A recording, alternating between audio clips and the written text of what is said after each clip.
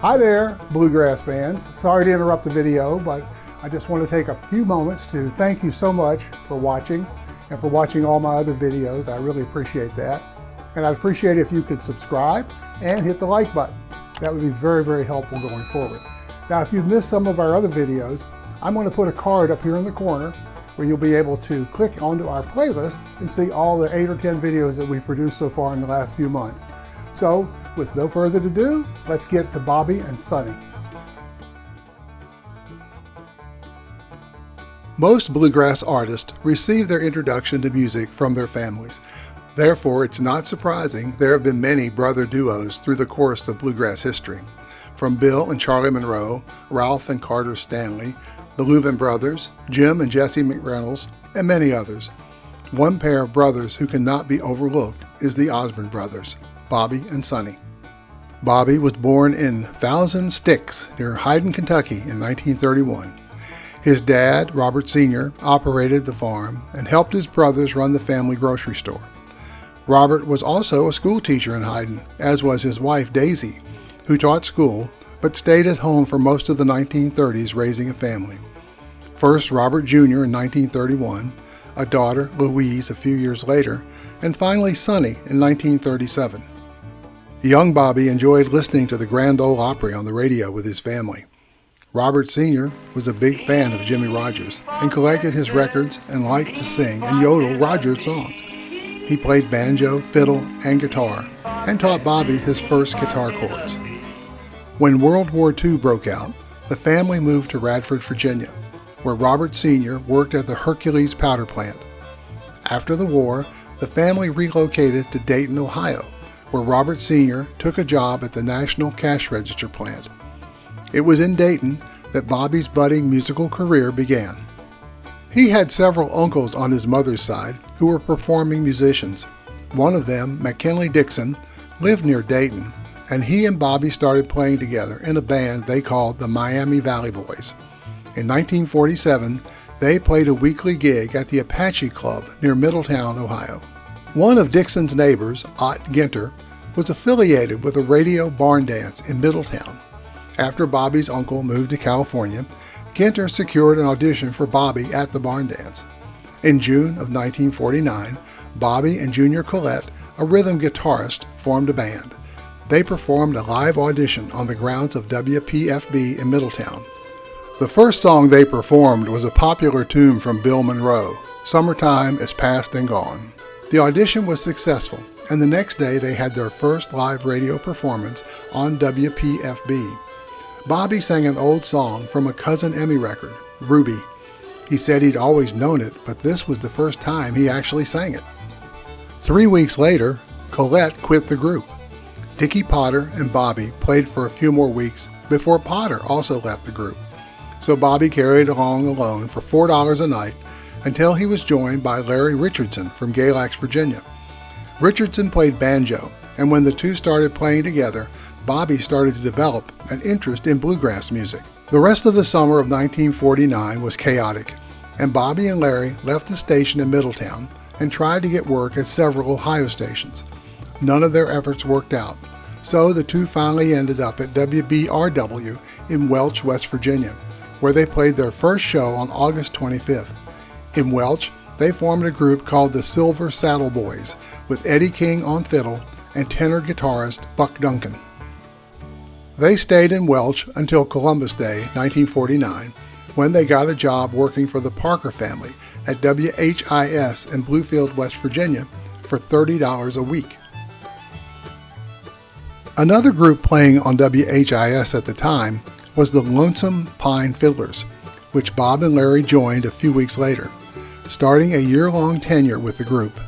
In 1950, the Lonesome Pine Fiddlers made their first recordings, 4 songs composed by Bob and Larry, including Pain in My Heart, which was later recorded by Flatt and Scruggs.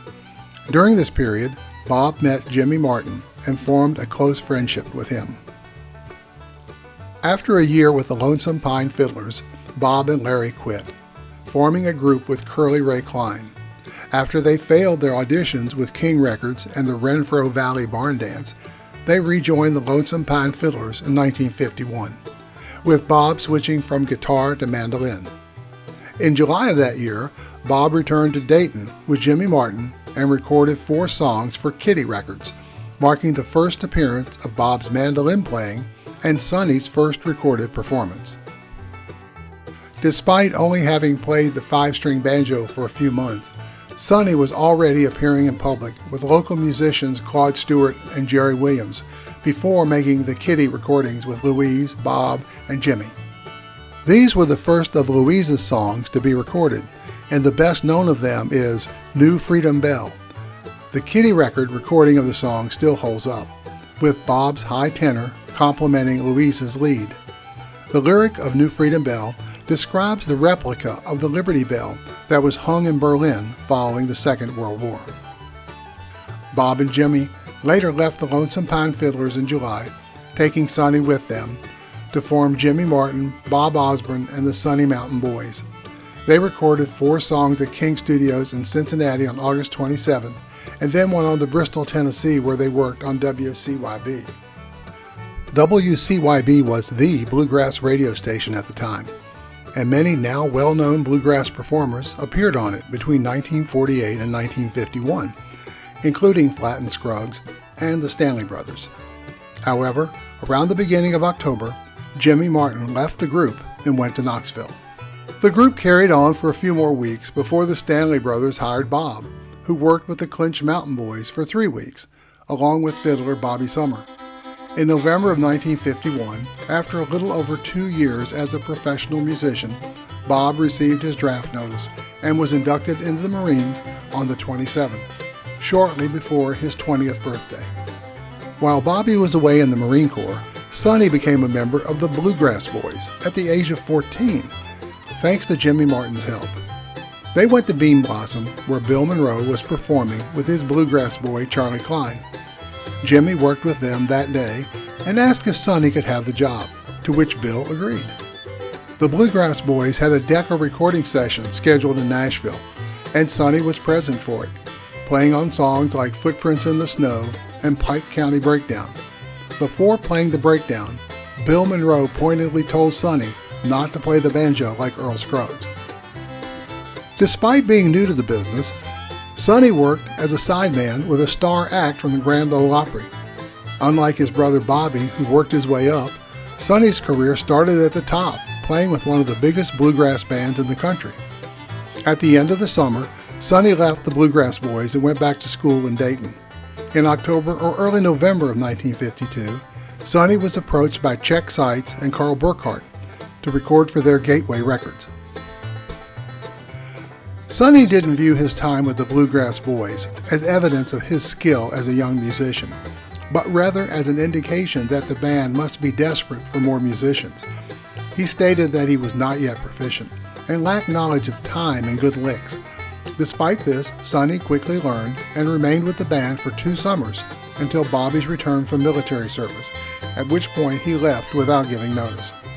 During the winter of 1952-53, Sonny Osborne's band included Enos Johnson and Carlos Brock, recorded several times at the Gateway Studios in Cincinnati, performing mostly cover songs of Flatt and Scruggs and Monroe's bestsellers. The records were sold through radio mail order offers under different names, such as the Queen City Sacred Quartet, Sonny Osborne, and Enos Johnson. The gospel tunes were labeled as the former, and the instrumentals and some of the other songs as the latter. These recordings, along with his 2 summers with the Bluegrass Boys, established Sonny as a well-known bluegrass banjoist. 2 of the songs recorded at Gateway were Sonny Mountain Chimes, a banjo instrumental, and Louise's A Brother in Korea, which discussed the draft system's unfairness at the time. Sonny quit school a month before the end of 10th grade in May 1953 and did not receive his last report card. After Bobby's return from Korea, the Osborne Brothers recorded a session with Gateway in 1953 and formed their own group with the addition of Enos Johnson and L.E. White. The group recorded an EP in 1954 while working in Knoxville and experienced several changes in personnel, including the addition of fiddler Ray Crisp and comedian-bassist Kentucky Slim. In June 1954, the Osborne Brothers disbanded, and returned to Dayton. In July, they made an audition tape for WLW in Cincinnati, but were rejected. They then formed a trio with Jimmy Martin, who had recently left the Bluegrass Boys, and moved to Detroit, where they worked for Casey Clark on WJR Radio and CKLW-TV in Windsor, Ontario. During their time in Detroit, Bob acquired his famous mandolin after a stroke of luck in a deal with Charlie Bailey. In November of the same year, the group made their first recordings in Nashville with studio musicians, including Red Taylor on fiddle and Cedric Rainwater on bass. Among the 6 songs they recorded, 2020 Vision became a bestseller and a classic of early bluegrass. After less than a year, Bob and Sonny left Detroit to work with Charlie Bailey in Wheeling, West Virginia, while Jimmy Martin continued with the Sonny Mountain Boys in Detroit.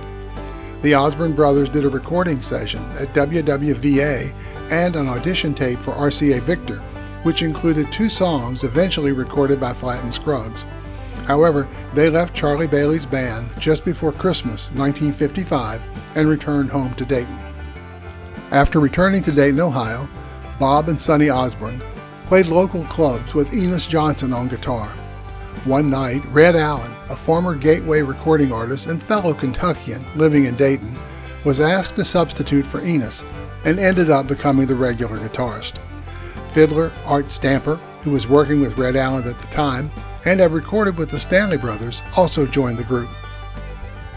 They recorded 8 instrumentals for Gateway Records in February or March of 1956, which was their last session for that company and their most musically interesting. With the help of disc jockey Tommy Sutton, they secured a recording contract with MGM Records after Wesley Rose of Acuff Rose Music heard an audition tape that included Ruby. At this time, country music was facing stiff competition from rock and roll. Their conservative style of country music was a contrast to the more popular singers of the time, such as Elvis Presley and Marty Robbins.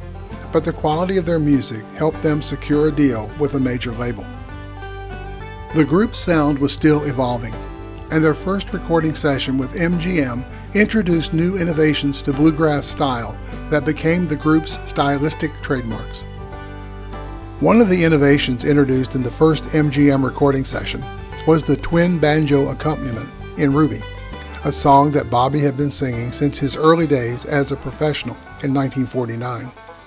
While the idea of multiple instruments playing voice-like parts was not new to bluegrass, the sound of twin banjos had not been introduced on record until the Osborne Brothers and Red Allen's Ruby.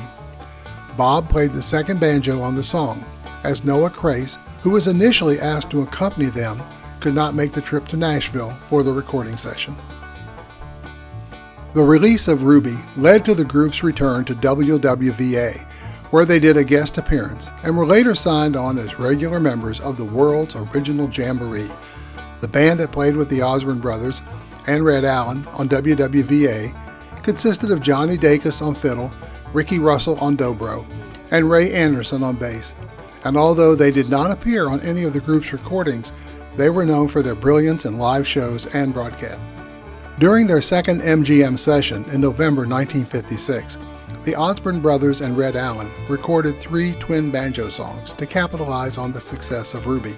However, because the band's instrumental ability had already been established, they realized that they needed to focus on developing their vocal trio. They believed that the average country music fan paid more attention to the vocal aspects of a song than to the instrumental style, so they turned their attention to creating a unique singing style. At the third MGM session in July 1957, they recorded Once More, which established their distinctive trio sound. Dusty Owens had written Once More while they were working in Wheeling, and they practiced the song in the car on the way back to Dayton. The song's success was not immediate, since the MGM A&R man Wesley Rose was initially reluctant to include it in the recording session. However, the group was convinced that they had a unique commercial sound that would sell records.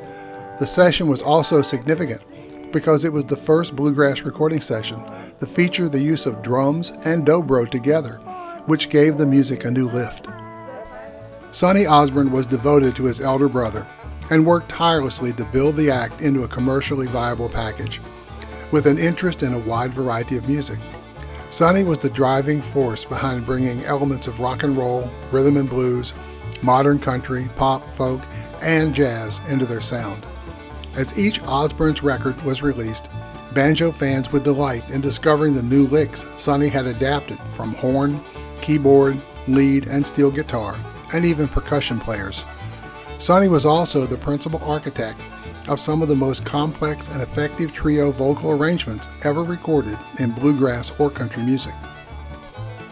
The vocal arrangements altered the roles and images of the singers in their group by devising a trio in which the lead voice was the highest. Bob solved the problem of being the center of attention for the audience and freed the group from dependence upon the reputation of any single guitar lead singer by singing lead throughout the song and at the same time singing the highest part. This shifting of musical roles allowed for changes in band personnel to become more manageable and less significant in terms of the overall sound of the group. After Red Allen's departure from the group in April 1958, the group became known simply as the Osborne Brothers. Other members did not receive billing, although their guitarists were given publicity on record labels and jackets, as well as personal appearances. The guitarist who succeeded Red Allen played more straight rhythm and less bass line runs, which some listeners saw as a lack of technique. However, Bob and Sonny believed that guitarists who threw in fancy runs all the time often did not keep good rhythm. The group continued to experiment with their music, including the use of unusual instruments like Ray Eddington's tipple in their recording sessions. During the middle of 1959, Ray Anderson joined Bob and Sonny Osborne's trio as the guitarist and third voice. Anderson, a disc jockey from Ohio, had previously played bass with the group and recorded several songs with them for the Mountaineer label. While Anderson did not record with the Osbornes on MGM, a picture of the trio on the WWVA stage was featured in an article by Alan Lomax in the October 1959 issue of Esquire magazine. Later that fall, Benny Birchfield and Jimmy Brown Jr. joined the group as bassist and guitarist, respectively. The new trio sound was reflected in their next MGM session, where they recorded 3 songs. Jimmy Brown Jr. stayed with Bob and Sonny longer than any previous singer-guitarist they had worked with up to that point. In February 1960, the group played what is considered the first college concert played by a country bluegrass band, and the audience was enthusiastic about their professional vocal and instrumental ability. The Osbornes went on to play other college concerts and appeared before folk music audiences, but their primary audience remained the mainstream country music audience. In their next recording session for MGM in October 1960, the Osbornes recorded 4 trios with pedal steel and electric guitar backing. This was a new direction for the group, who wanted to develop a distinctive personal sound. According to Sonny, we needed more, because they all sang throughout Fair and Tender Ladies and couldn't play background on their respective instruments. The Osbornes' focus on their material and distinctive sound distinguished them from the folk music boom that required bluegrass bands to play other people's tunes and oldies. The Osbornes recorded an instrumental album for MGM on February 15th and 16th, 1962, followed by a singles session on the 17th. Their recordings of Fair and Tender Ladies and Each Season Changes You were well received, with the former becoming one of their most requested pieces throughout the 60s. In 1962, Benny Birchfield replaced Jimmy Brown Jr. on bass and second banjo, resulting in an outstanding trio sound for the group's next and last session for MGM on January 9th through 11th, 1963. The session featured several interesting performances, with some released on their MGM album, Cuttin' Grass. MGM's marketing approach for the Osbornes at this time was uncertain, and it appeared out of touch. Their LP jacket notes focused on the popularity of bluegrass among college students, but in an inept manner that suggested MGM did not understand why this was the case. Meanwhile, their singles were primarily novelty numbers that did not gain traction.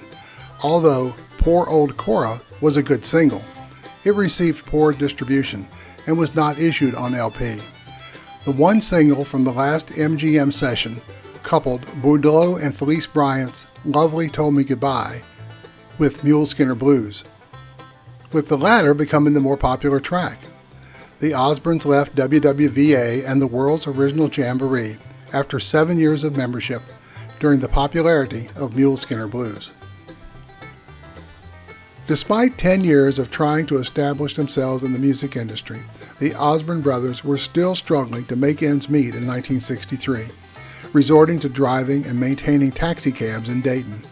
However, a chance encounter with Doyle Wilburn's business card led Sonny to call him from a motel in Chester, Pennsylvania, and within a few days, the Wilburn brothers had arranged a guest spot on the Grand Ole Opry.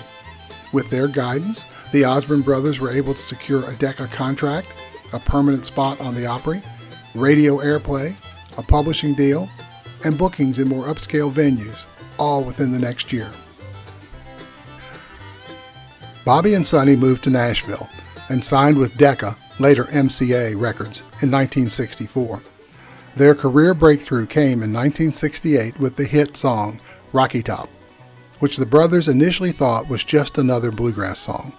It sold 85,000 copies in 10 days and stayed in the Billboard charts for 10 weeks. This opened the door to mass market radio play and lucrative package tours.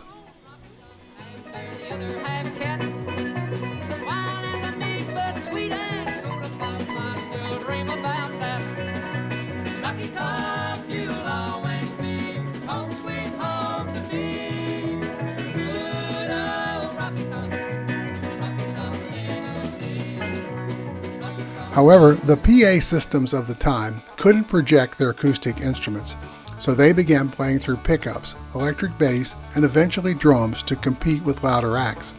In 1974, they removed the pickups and returned to a classic approach. Despite audiences turning elsewhere, the bluegrass market offered a sustainable living through its own festival and performance circuit, record labels, radio programs, and publications.